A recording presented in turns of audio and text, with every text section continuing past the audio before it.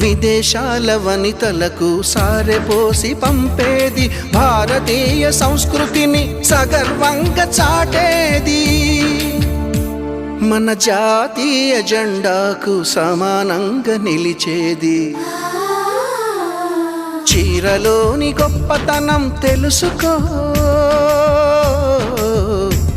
ఈ చీర కట్టి ఆడతనం పెంచుకో. సింగారమనే దారంతో చేసింది చీర, ఆనందమనే రంగులనే అద్దింది చీర, మమకారమనే మగ్గంపై నేసింది చీర. చీరలోని గొప్పతనం తెలుసుకో,